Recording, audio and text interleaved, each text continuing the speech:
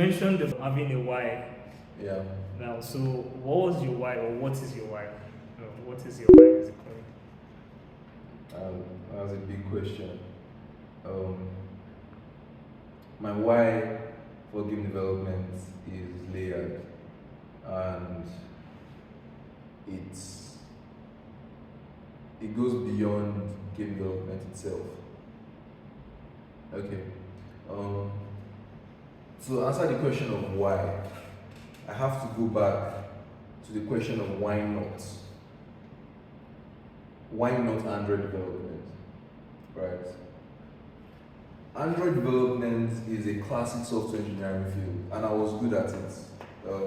I had only been doing it for less than a year, or just over a year, when I got the certification as an associate Android developer from Google with very high scores. Right, I was good at it. I'm still good at it, technically speaking, but I chose not to do it. And the question is, why did I choose not to do it? With almost every software product, out there, right? Building the actual product is generally not very difficult. Getting the product to work, getting a product like Twitter to work, for example, getting a product like Facebook to work in itself is not very difficult, especially with the tools we have today. Building an Android application is more of the same. There are so many tools in Android Studio, even the current language, Kotlin, so easy to use. The challenge then becomes not building the product, but actually everything around the product, and then scaling the product. Scaling the product is a technical challenge, I must admit, right? It's an infrastructure challenge that comes with several things to manage. But scaling doesn't come into the question until your product is actually successful, right?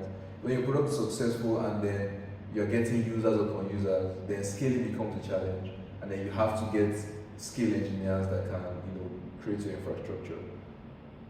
But because building the product itself is not difficult, well, from my perspective as an individual, I don't see those things as difficult. Someone else might come and tell you that what they're talking about is very hard. As far as I'm concerned, it's not. It then became a question of what is going to set me apart as an Android developer, being that I don't find it challenging. I don't find it as being difficult, and so how am I going to become special at this, right? And each Android project I did, I looked at the code I wrote, I looked at the difficulty. There are some complex things, but the level of complexity never went beyond a level I felt like pretty much anybody could grasp. And eventually, I decided this isn't something that I want to invest that much effort into becoming special at, simply because I was of the opinion that the barrier to becoming special at it wasn't very high. Now, whether I was right or wrong is probably subjective, because there are senior Android engineers, there are veteran Android engineers that understand the system inside and out. The Android system itself, for instance, is definitely quite complex, which is why it is one of essentially the only two mobile OSs in existence today. So suggesting that it is not complex is false. It is a complex system. What I'm talking about is building the end user applications for that system. So I had two options. I could either choose to become a core Android engineer, which is understand the core system, the OS, right, and how it works, and become an Android veteran. Or I could find something that was actually challenged and actually gave room for exploration and creativity and challenge. And that was why I gravitated towards game development, because game development was the most accessible field. There are different fields where you can have these kinds of challenges. A lot of them have to do with research and science fields. But game development is one of those end user application fields where you're actually creating a product for a user. However, to create that product requires to solve certain problems that potentially no one else has solved. Pretty much every big game you see released today, a very good example I can use is GTA 5 and more recently Cyberpunk. The kinds of technological breakthroughs required to make those games, which are simply end user products, is very high. And so I went into that. But it wasn't enough. It wasn't enough of a why. Because that was only it was only enough to it was just a reason, it's just the reason why it interested me. That's just the reason why it interested me. That was the reason why I was bored by Android development, but I was interested and excited by game development. But your why has to go beyond excitement, right? Excitement can only get you so far. Your excitement dwindles. You need something more solid, right? And often the why is money for pretty much everybody. If I decided to stay in Android development, the only reason why I would have stayed, even though I was bored with it, is because I would have known that I could make a lot of money from it. If I become a senior Android engineer at Google, nice cash, right? Unfortunately for me, money is and has never been enough of a motivation for me to do anything. It helps me, it makes life easier for me, and it helps me, props up my spirit, right? But it's not enough motivation for me to dedicate my life to something. It never has been. And I needed to find a reason. Now it's funny because the why of why I've stuck with game development for this long was something that I actually found. I searched for it and found it. It didn't exist naturally within me. Which is interesting because most people that go for game development are people that just love games so much that they just want to spend their entire lives in games. So when they were kids, they were playing all the games. Now they are adults, they are making the games. They are still playing the games, but they are also making them and making money from it. So like their life is perfect. I like games, but I'm not passionate about games. I have a very close friend, his name is Deji. Every time we talk about games, the difference is clear. This guy loves games, and me, I was like, it's nice. So that couldn't have been my why. It wasn't possible. So I needed to find a why. Why would I stay in this industry for as long as I need to become somebody in this industry? And then I went searching. And I went searching to my why for life, doing anything in the first place, right? Why do I want to be successful? Why do I want to make money? Why do I want to be productive? Why do I want to be valuable? And a lot of, pretty much all those questions I just posed, my why for all of those things is that I'm proud. I'm a proud person. I'm a proud Nigerian, and I'm a proud African. And I very strongly believe that there is no group of people in the world that is inherently better than another group of people, even though it doesn't seem that way. And so, why is it that there are so many products that are being made by only a certain part of the world? Why hasn't Africa ever made a AAA game when US has made thousands, hundreds of thousands? Japan has made thousands, or China has made thousands. And European countries, the UK has made thousands or hundreds.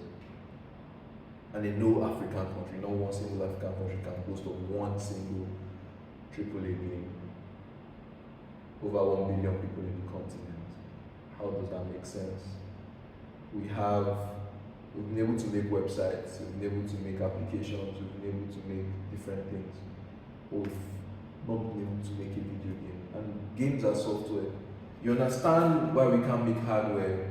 Because hardware requires certain amounts of infrastructure and investment that we simply don't have.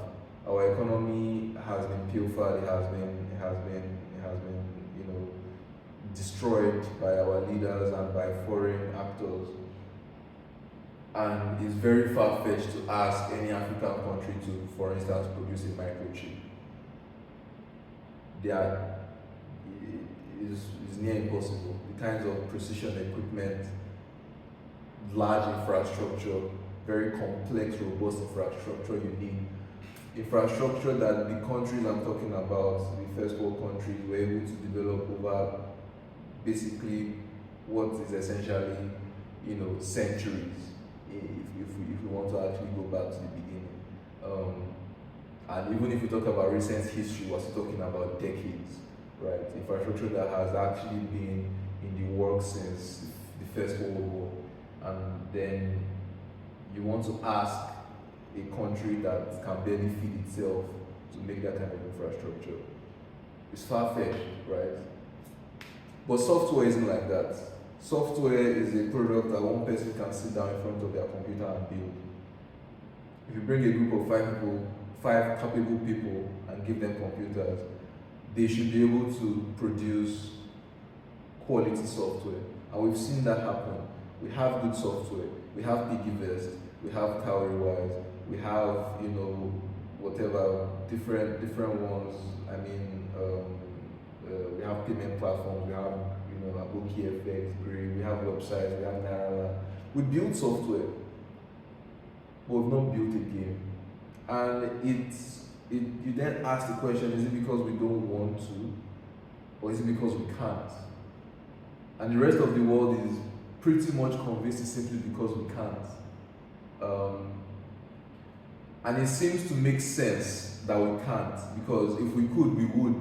Because the game industry is the highest, is the entertainment industry with the highest market cap. It's higher than movies, higher than music. It's an industry that brings in money for countries that dabble into it. China is heavily investing in game development because it makes them a ton of money. And it makes them money from us. We organize tournaments for PUBG, we organize tournaments for Fortnite and all these things. These are games that other countries built. PUBG, Korea, Fortnite from Epic, and then also the Tencent section of it. So China is also involved, and they are just taking all our money. We're already poor, and then we're paying them to play games that they made, that their government is investing in. And games are just entertainment. We make our own movies and we make our own music and we enjoy them. Our music industry is already so big and people all over the world are listening to our music. Even people all over the world watch Nollywood, right? And these are the 2 other major media entertainment industries, right? Music and movies. And games is the 3rd one. But there's nothing. Our music, there's now FIFA being made by EA, which is an American company, is using Afrobeat songs in their game before any African or before any African country, has used an Afrobeat song in a game to sell the game. You have an American company, buying the rights to Afrobeat songs to promote their game. Ridiculous. Doesn't make any sense. You are selling your own birthright. And that is my why. And that's the why that I searched for and found. And that's the why that keeps me working when I don't want to. What does the word investing mean to you? Investing?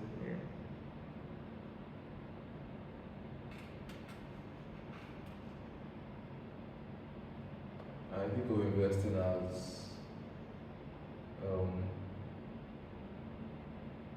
building for the future.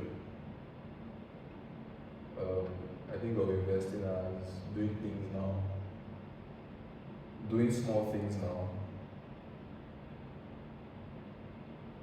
so that you can get big things later. Let me rephrase.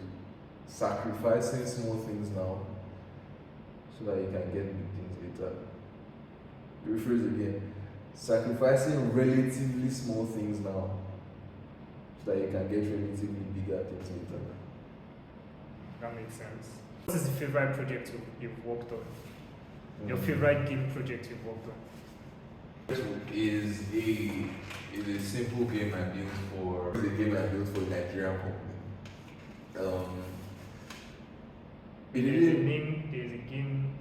There's a Nigerian game development company. No, it's not a game development company. It's just a company that wanted to do the game for them. Okay. So it didn't amount to much. They are still after me. They are still after my neck because they feel like I abandoned them. But I did do a lot of work for them. But the reason why it's my favorite game, the favorite game I've worked on, is because it's the closest thing is the thing I've done that is closest to what I'm talking about, which is my why, which is using Nigerian content to make games. This is the first game I worked on. This is the one I worked on while I was basically trying to learn Android development. And this is actually an Android game. It's like a card game. It's very simple. I wasn't able to build, but it looks simple. So yeah, it's called Retrospect. So that was game number 1, Project Zero. Then one of my favorite projects is actually this one. So this isn't a game. It's like it was just a system. It's basically so this was, as like I said, I'm an engineer, I'm not an artist, not a designer. And to build the system, that's the system of the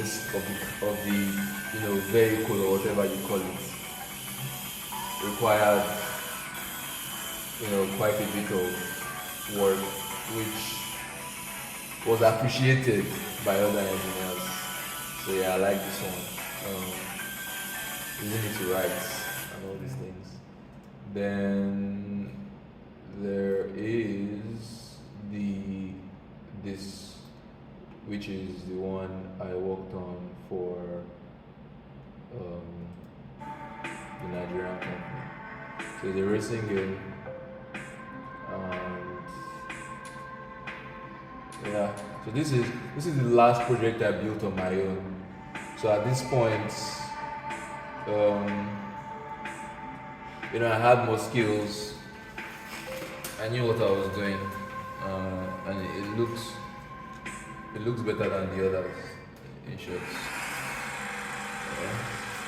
This is supposed to be Abuja.